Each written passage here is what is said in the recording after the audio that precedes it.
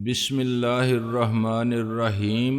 گمنام ہیرو کے معزز ناظرین، السلام علیکم۔ آئیے چلتے ہیں کہانی کی طرف۔ میں نے جنگل میں جانوں کی کمین گاہ پر جن 8-10 افراد کو دیکھا تھا اور جن کی صورتیں بھی ذہن میں محفوظ کر لی تھیں۔ میرے خیال میں گروہ کل انہی پر مشتمل تھا اور ان کا صفایا کرنے سے گروہ کا کلا کما ہو سکتا تھا۔ میرے لیے چوہے بلی کا کھیل ختم ہو سکتا تھا اور کم از کم ایک طرف سے تو میں مطمئن اور بے فکر ہو سکتا تھا۔ لیکن خمیسو خان کی باتوں نے میری آنکھیں کھول دی تھیں اور میری خوش فہمی دور کر دی تھی۔ وہ لوگ بظاہر تعداد میں تھوڑے اور معمولی ڈاکو ہی نظر آتے تھے، لیکن در حقیقت وہ معمولی ڈاکو نہیں، اچھے بھلے دہشت گرد تھے اور مافیا کی طرح بڑے منظم اور مربوط انداز میں نہ جانے کہاں کہاں پھیلے ہوئے تھے۔ 4-6 کو مارنے سے گروہ مکمل طور پر ختم نہیں ہو سکتا تھا اور منہ اٹھا کر ان لوگوں میں جا گھسنا خود میرے لیے بھی خطرناک ثابت ہو سکتا تھا۔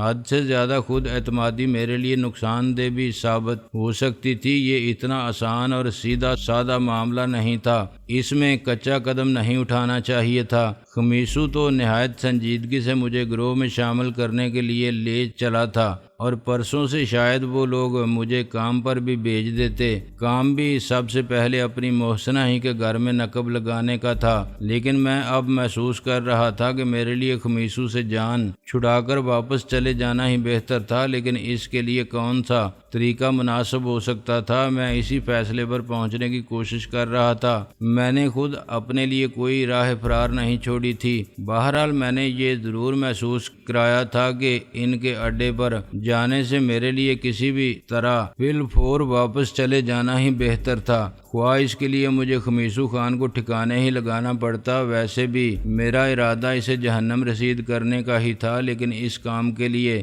اب ان کے اڈے پر جانے اور کسی مناسب موقع کا انتظار کرنے کے بجائے اس ویرانے میں ہی کچھ کر گزرنا بہتر تھا۔ اس کام کے لیے مناسب ترین وقت تو یہی معلوم ہو رہا تھا جب میری طرف پشت کیے سیدھا آگے چلا جا رہا تھا۔ اتنے قریبی ہدف کے لیے تو ریوالور ہی کافی تھا اور میں قمیض کے نیچے ریوالور چھپائے ہوئے تھا، لیکن پھر میں نے مناسب یہی سمجھا کہ میں یہ خطرناک دلدلی پٹی خمیسو کی رہنمائی میں ہی عبور کر جاؤں۔ یہاں فائر کرنے کا کوئی خطرناک رد عمل بھی ظاہر ہو سکتا تھا۔ ابھی سفر باقی تھا اور اس سفر کے دوران اسے گولی مارنے کے بہت سے اچھے مواقع میسر آنے کی امید تھی۔ اس فیصلے پر پہنچنے کے بعد میں مطمئن ہو گیا۔ اس شخص کو گولی مارنے کا تصور میرے لیے بڑا طمانینت بخش تھا۔ 1 میل کا وہ ٹکڑا مجھے بڑا طویل محسوس ہوا۔ بالآخر ایک جگہ روک کر خمیسو نے مڑ کر میری طرف دیکھا اور مطمئن لہجے میں بولا، اب تم میرے برابر آ سکتے ہو۔ میں اپنا گھوڑا ذرا ڈرتے ڈرتے اس کے برابر لے گیا۔ اس پٹی اور دلدل کے درمیان اب بھی کوئی فرق ظاہر نہیں ہوا تھا، تاہم میں نے اس کی سیدھ ذہن نشین کر لی تھی۔ چند لمحے ہم خاموشی سے محو سفر رہے۔ بالآخر خمیسو نے ہی سکوت توڑا، کس خیال میں پھنسے ہوئے ہو؟ میرا ذہن پھر اس اڈے کی طرف چلا گیا تھا، گولڈ کی کلب کی طرف۔ میں نے دھیمے لہجے میں کہا، جو لوگ وہاں ضرورت کی چیزیں وغیرہ پہنچاتے ہوں گے وہ بھی تو اس ٹھکانے سے واقف ہوں گے۔ وہاں کوئی بھی شخص کوئی چیز پہنچانے نہیں آتا، ہر چیز ہمارے آدمی اپنی گاڑیوں میں لے کر آتے ہیں۔ اگر کبھی ان کلاشنکوفوں کی طرح کوئی خاص کھیپ آنی ہو تو ان کے لیے الگ ٹھکانے ہیں۔ پہلے چیز وہاں آتی ہے، وہاں سے ہم کلب میں منتقل کرتے ہیں، کلب سے وہ چیزیں تقسیم ہو کر وہاں پہنچ جاتی ہیں جہاں ان کی ضرورت ہوتی ہے۔ تمہیں ہمارے انتظامات میں سر کھپانے کی ضرورت نہیں، سب کام بڑے شاندار طریقے سے چل رہا ہے۔ بہت خوب، میں نے ایک بار پھر معروبیت کا اظہار کیا۔ دفعتاً خمیسو ادھر ادھر دیکھتے ہوئے بولا، کچھ کھا پی لینا چاہیے اور تھوڑی دیر سستا لینا چاہیے، بڑی بھوک لگ رہی ہے۔ کھائیں گے کیا؟ میں نے ذرا حیرت سے کہا، ہمارے پاس کھانے کے لیے تو کچھ نہیں ہے۔ ایسی بات نہیں ہے، وہ مسکرایا۔ مجھے معلوم تھا راستے میں بھوک لگے گی، میں بندوبست کر کے چلا تھا۔ وہ گھوڑے سے اتر آیا۔ ایک صاف سی جگہ دیکھ کر خمیسو نے چادر بچھائی اور اس پر بیٹھ کر اس بیگ میں سے ایک بڑا سا پیکٹ نکالا جس میں میرے خیال میں رقم کا پیکٹ بھی موجود تھا، اخباروں کی تہیں وغیرہ۔ کھولنے کے بعد اس پیکٹ سے 2 چرگے برآمد ہوئے۔ خمیسو نے ایک چرگا کاغذ پر میرے سامنے رکھ دیا اور دوسرا خود وحشیانہ انداز میں ادھیڑتے ہوئے بولا، داڑھ تو گرم ہو ہی جائے گی۔ میں آہستگی سے مرغی کی ٹانگ چباتا رہا، خمیسو کی طرف دیکھتا رہا اور سوچتا رہا کہ مجھے فیصلہ کن قدم کب اٹھانا چاہیے۔ اب زیادہ تاخیر مناسب نہیں تھی۔ چرگا چٹ کر کے وہ کلاشنکوف ایک طرف رکھ کر لیٹتے ہوئے بولا، ذرا کمر ہی سیدھی کر لیں۔ پھر اسے ہچکی آئی اور وہ مونچھوں کو بل دیتے ہوئے بولا، یار وہ میرے گھوڑے کی زین سے پانی کی بوتل بندھی ہوئی ہے، وہ تو کھول لاؤ۔ اس کا گھوڑا جھاڑیوں پر منہ مارتا ذرا دور چلا گیا تھا۔ میں لمبے لمبے ڈگ برتا اس کے قریب پہنچا اور پانی کی بوتل زین سے کھول کر جوں ہی مڑا، میری رگوں میں لہو منجمد سا ہو گیا۔ خمیسو خان، جسے میں نے ایک لمحے پہلے تھکے تھکے سے انداز میں بے پرواہی سے لیٹے دیکھا تھا، وہ اب ایک گھٹنے کے بل کسی درندے کی طرح چوکنا کھڑا تھا۔ اس کی کلاشنکوف تو بدستور ایک طرف چادر پر ہی پڑی تھی، لیکن اس کے ہاتھ میں ایک بدصورت سا ریوالور نظر آ رہا تھا جس کا رخ میری طرف تھا۔ میری کلاشنکوف بھی چادر پر ہی پڑی تھی۔ اضطراری طور پر میں نے قمیض کے نیچے چھپے ریوالور کی طرف ہاتھ بڑھانا چاہا، لیکن خمیسو فوراً بولا، نہ برخوردار خمیسو خان کے سامنے اس قسم کی حماقت نہ کرنا۔ میرے نشانے کے بارے میں تمہیں کچھ معلوم نہیں ہے۔ دیکھو میں ایک فائر کروں گا، اگر تم اپنی جگہ سے بال برابر بھی نہ ہلے تو گولی تمہارے بائیں کان کے پاس سے گزرے گی، بالکل پاس سے۔ میں اپنی جگہ ساکت کھڑا تھا۔ اس ویرانے کے سناٹے میں فائر کا دھماکہ خاصا خوفناک محسوس ہوا۔ گولی میرے بائیں کان کی لو کو تقریباً چھوتی ہوئی گزری۔ میرے تاثرات شاید کچھ اس قسم کے تھے۔ خمیسو کو یقیناً بے تحاشا ہنسی آ رہی تھی، لیکن وہ ایک مختصر کہے پر اکتفا کرتے ہوئے بولا، کیا تم واقعی مجھے اتنا ہی احمق سمجھے تھے افضل خان؟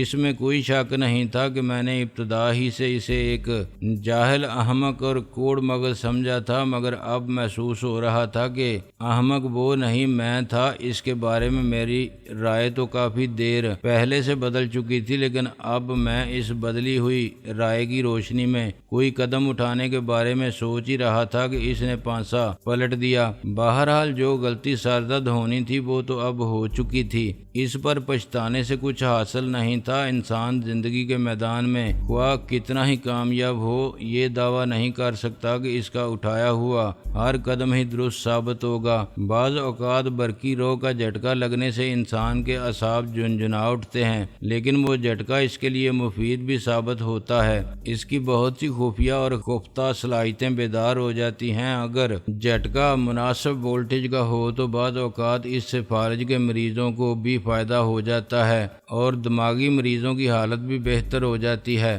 بالکل اسی طرح خمیسو خان نے مجھے جو جھٹکا لگایا تھا وہ کچھ فائدہ مند بھی محسوس ہو رہا تھا۔ میرے اندر جو ایک درندہ سویا ہوا تھا، میں نے ایک جھٹکے سے اسے بیدار ہوتے ہوئے محسوس کیا۔ میں سرتاپا آنکھ بن گیا تھا۔ بظاہر میں ساکت ہی رہا، لیکن میرے اندر نہ جانے کتنی قوتیں متحرک ہو گئیں۔ صرف ایک ثانیے کے لیے میں نے اپنے آپ کو خوفزدہ محسوس کیا تھا، لیکن دوسرے ہی لمحے وہ خوف ہوا میں تحلیل ہو گیا تھا۔ صرف یہ احساس رہ گیا تھا کہ میں اچانک ذرا مشکل صورتحال میں گرفتار ہو گیا تھا۔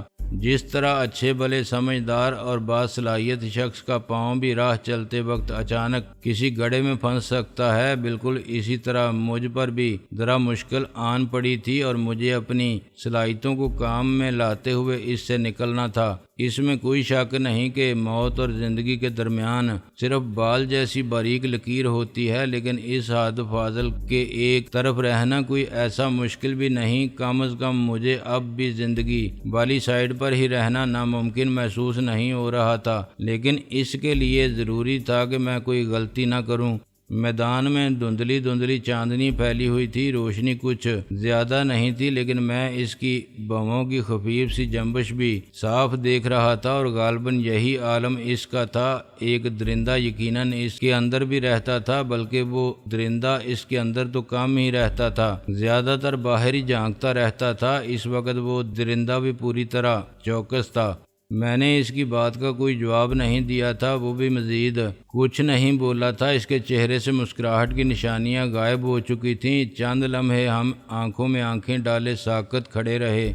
درندوں کی بہت سی حسیات انسانوں سے کہیں زیادہ تیز ہوتی ہیں۔ خمیسو نے یقیناً محسوس کر لیا تھا کہ میرے اندر بھی کوئی درندہ پیدا ہوا ہے۔ ایک درندہ دوسرے درندے کی موجودگی کو فوراً محسوس کر لیتا ہے، لیکن وہ شاید اس دوسرے درندے کو کوئی اہمیت دینے پر تیار نہیں تھا، اپنی فطرت سے مجبور تھا۔ اس کی شفاف آنکھوں میں تکبر عود کر آیا۔ آنکھوں ہی آنکھوں میں گویا وہ کہہ رہا تھا، مجھے معلوم ہے تمہارے اندر کوئی قوت بیدار ہوئی ہے، لیکن اس کے باوجود تم کیا کر سکتے ہو؟ میرے لیے تمہاری حیثیت ایک چیونٹی سے زیادہ نہیں ہے۔ میں جب چاہوں گا تمہیں مسل دوں گا۔ اس تصور سے وہ گویا محظوظ ہو رہا تھا۔ ریوالور کی نال میں خفیف سی جنبش ہوئی اور اس کے ساتھ ہی اس کی گھنی مونچھیں بھی ذرا پھیل گئیں۔ وہ مسکرا رہا تھا۔ میری نظر ریوالور کی نال پر جمی ہوئی تھی اور میں نے ابھی تک پلک نہیں جھپکی تھی۔ اس نے یقیناً میری دونوں آنکھوں کے عین درمیان کا نشانہ لیا تھا۔ میں نے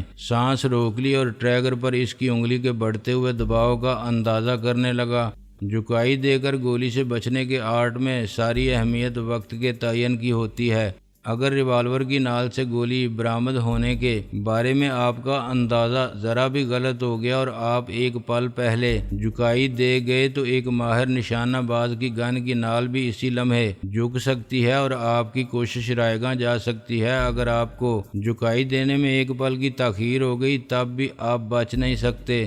خمیسو خان کو شاید مجھ سے اندازے کی درستی کی توقع نہیں تھی۔ گولی چلی اور میں جھکائی دینے میں کامیاب رہا۔ میرے عضلات نے اس خفیف سی حرکت میں تقریباً گولی ہی کی رفتار سے میرا ساتھ دیا تھا۔ میدان میں فائر کی بازگشت گونجی، لیکن اس میں میری چیخ یا کرا شامل نہیں تھی۔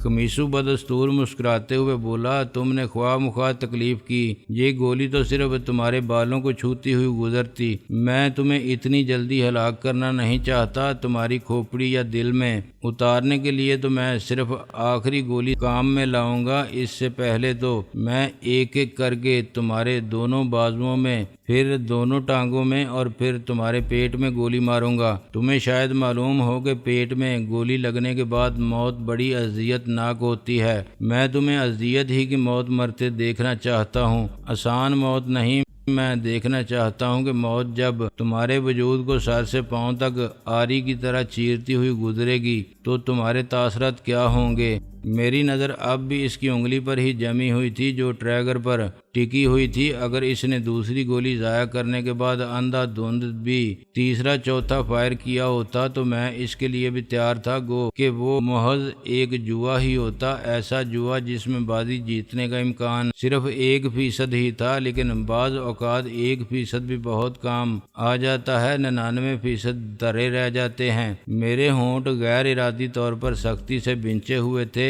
میں نے قدرے کوشش سے انہیں حرکت میں لاتے ہوئے کہا، تمہاری مکروہ آنکھوں نے تو نہ جانے کتنی مرتبہ دیکھا ہوگا یہ تماشا، نہ جانے کتنے لوگوں کو تم نے ایسی ہی موت مارا ہوگا۔ بے شک وہ ہنسا، اس کی ہنسی درندے کی خرخراہٹ سے مشابہ تھی، لیکن دوسروں کی بات اور تھی، تمہاری بات کچھ اور ہے۔ تمہیں تڑپ تڑپ کر مرتے دیکھنا شاید میری زندگی کی سب سے بڑی خوشی ہوگی، اسی لیے تو میں نے کلاشنکوف کی بجائے ریوالور اٹھایا ہے کہ کلاشنکوف کا اگر ہلکا پھلکا برسٹ بھی چل گیا تو کہیں تم فوراً نہ مر جاؤ۔ شاید یہ قدرت کے نظام کا ایک حصہ ہے کہ بعض اوقات بے گناہوں کو متکبر اور خبیث قسم کے لوگوں کے ظلم و تشدد سے بچانے کے لیے وہ ان درندوں کے دماغ میں عجیب عجیب خناس پیدا کر دیتی ہے۔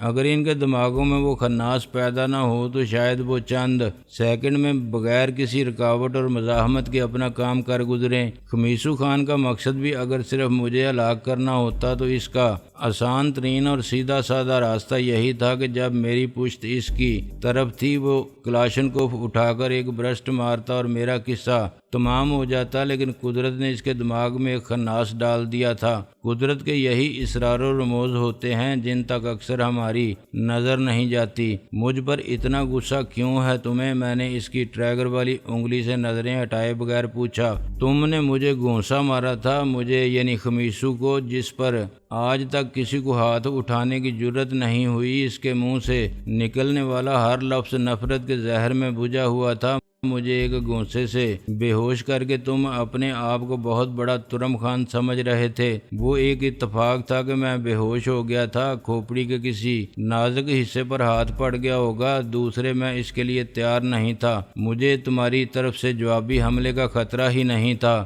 تم شکل سے بالکل مسکین لگ رہے تھے، میں مسکین لگ رہا تھا، اس کے باوجود تم سب مل کر میری ہڈیاں توڑنے کی کوشش کر رہے تھے۔ میں نے اسے یاد دلایا، تم لوگ اسی لیے تو مجھے زیادہ قابل نفرت لگے ہو کہ تمہارے ہاں مسکینوں سے وہ سلوک ہوتا ہے جو ظالموں سے ہونا چاہیے، ورنہ ڈاکو ہونے کی وجہ سے تم مجھے اتنے برے نہیں لگے تھے۔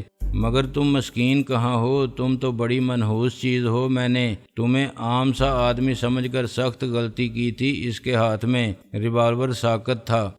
میں تو آج تک اپنے آپ کو عام سا آدمی ہی سمجھتا آیا ہوں، میں نے پرسکون لہجے میں کہا، لیکن قدرت شاید فرعونوں کو ان کے انجام تک پہنچانے کے لیے عام آدمیوں کو خاص بنا دیتی ہے۔ میں نے تمہیں عام سا آدمی سمجھنے کی جو غلطی کی تھی، اس پر میں حد سے زیادہ پچھتا رہا تھا۔ میں نے اپنی پیاری مرحوم ماں کی قسم کھائی ہوئی تھی کہ تمہیں ہر قیمت پر تلاش کر کے موت کے گھاٹ اتاروں گا۔ وہ بھی ٹھہرے ٹھہرے لہجے میں بولا۔ ایک گونسے پر اتنا غصہ، میں نے مسکراتے ہوئے کہا۔ اس احساس سے مجھے حیرت ہوئی کہ میں اس صورتحال پر کچھ زیادہ فکر مند نہیں تھا۔